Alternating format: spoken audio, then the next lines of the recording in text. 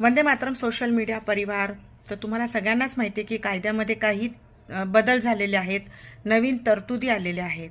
तर आधीचा जो 498 कायदा होता तो आता नवीन कायद्यानुसार BNS नुसार 85 नुसार नवीन कायद्यात अशी तरतूद आलेली आहे की तुम्हाला माहिती आहे की संसारामध्ये नवरा दारू पिऊन आल्यानंतर मग त्या संसारामध्ये शिवीगाळ होते, बायकोला वगैरे मारलं जातं, घरामध्ये दारू पिऊन मारझोड होते, बायकोला असतील, लेकराबाळांना असेल किंवा घरातल्या इतर सदस्यांना दारू पिऊन आल्यानंतर हा राडा केला जातो.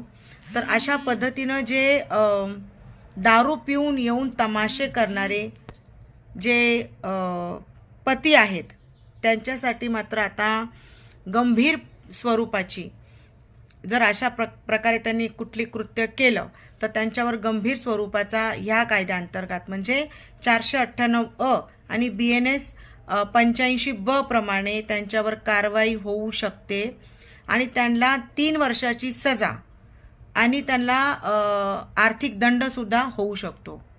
तर आधी कसं व्हायचं की नवरा दारू पिऊन येतोय आणि त्याच्यानंतर मग बऱ्याच वेळेला आता आमच्याकडे पण अशा महिला येतात की नवरा दारू पिऊन येतो मॅडम, आम्हाला मारझोड होते, आम्हाला शिवीगाळ होते. मग आम्ही त्यांना पोलीस स्टेशनला पाठवायचो. मग पोलीस स्टेशनमधून त्या नवऱ्याला समजून सांगायचे पोलिसांमार्फत. परंतु विशेषतः असा जर नवरा दारू पिऊन येत असेल तर अशा कुठल्या ठोस प्रकारची कारवाई आधी व्हायची नाही. परंतु आता कायद्यात बदल झालेला आहे.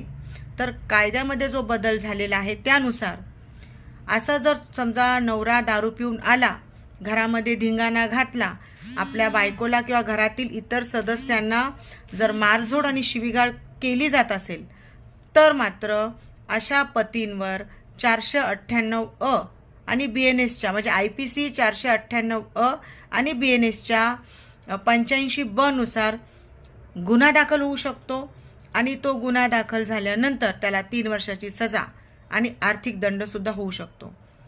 तर पहिल्यांदा तर संसार हा दोघांचा असतो, तो समजुतीने करायचा असतो, प्रेमाने विश्वासाने करायचा असतो. परंतु जर समजा अशा पद्धतीनं कोणी म्हणजे हा कायदा फक्त काय पतीसाठीच लागू नाहीये, कोणी अशा प्रकारचं कृत्य करायला नाही पाहिजे.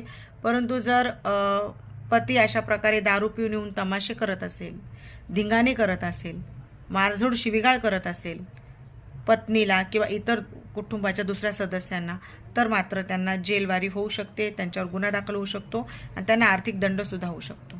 जनजागृतीसाठी